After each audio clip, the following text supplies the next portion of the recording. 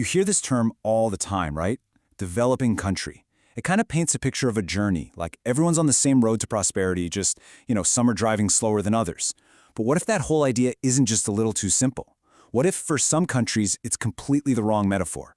Today, we are going to tear that idea apart using Mozambique as our case study. All right, so here's how we're going to tackle this. First, we'll expose why that developing label is so misleading. Then, we'll lay out the two very different paths a nation can actually be on. We're going to look at the hard data for Mozambique to see the structural blocks in place, and then explore why the system stays stuck.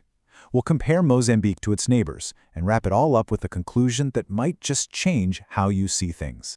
So, first things first, we have got to challenge this whole idea that every country is on the same track. The words we use really matter. They shape how we think. And that word developing, well, it comes with a ton of baggage and assumptions. And this question, honestly, this is the whole key. It forces us to stop and think, is progress for a nation just a given? Is it just a matter of time? Or, and this is the important part, could something else be happening entirely? Think about it. The usual analogy is a ladder, or maybe a slow car. It implies you're always moving forward, even if it's just bit by bit. But a much better metaphor for some places is a treadmill. You're putting in enormous energy. The population is growing, there's economic activity, but the machine is built to keep you in the exact same spot. In this view, underdevelopment isn't a delay on the journey, it is the destination. Okay, so if it's not just one road, what are the two options? Well, we're talking about a fundamental split in the entire operating system of a country. Let's break down what makes them so different. On one side, you've got real development. We're talking progress that actually includes most people. The population gets older, which means it's getting healthier and wealthier. It saves money, which it can then invest in its own future. And crucially, its institutions can admit when they mess up and learn from it. But then you have the other path, underdevelopment. Here, any progress is lopsided and unequal. The population stays super young, so there's no way to build up savings. And the institutions? They don't learn from failure, they punish anyone who points it out, all to protect the people at the top. Now, I know this all sounds a little theoretical, so let's make it real. Let's look at Mozambique and see what these structural blocks actually look like with cold, hard numbers. The first block is just a number, 17, but it is a shocking number. For more than 70 years, the median age in Mozambique has been stuck right around 17 years old. Think about that. While pretty much the entire world has gotten older, Mozambique has been caught in this demographic time warp. But wait, it gets even crazier when you dig into the details. It's not just that the national average is stuck. Look at the rural areas. The median age there has actually gone down. It's regressed to 14.5. This isn't just standing still, this is moving backwards. It's a huge red flag that the system is broken. Okay, so that's the demographic block. The second one is all about the money. See, for a country to grow, it has to invest in itself. And to invest, you need savings. In Mozambique, the amount of money they save internally is consistently less than 10% of their entire economy. That leaves a massive, massive hole. And this chart just spells it out perfectly.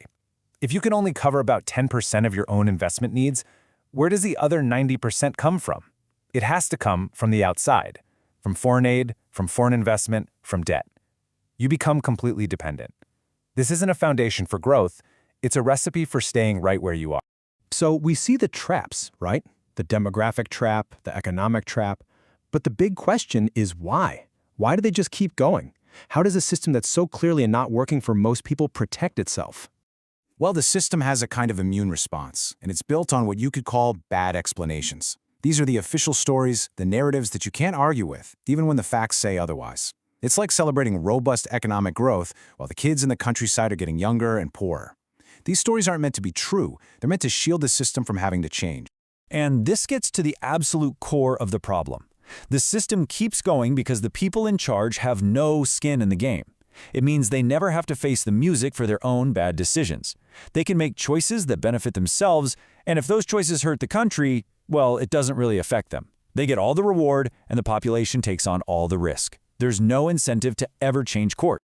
All right, so we've seen the internal logic of this trap, but what does it look like when you zoom out? Let's put Mozambique side by side with its neighbors because this isn't just a Mozambique story. You see this pattern elsewhere, but you also see countries that have managed to escape. Just look at this table. The contrast is so stark, it really brings the two paths to life. You've got the transformers, like Botswana and South Africa. See their higher median ages, their competitive growth, They are fundamentally changing their societies. They're on the development path. And then you have Mozambique, which is blocked. All the data points in the same direction: low income, losing competitiveness, and that demographic trap we just talked about. We're not talking about small differences here. These are two totally different types of systems. So when you put all of this together, the misleading language, the demographic traps, the economic dependency, a system that shields elites from failure, it all leads to one final and pretty jarring conclusion about what underdevelopment really is. And that right there is the big takeaway.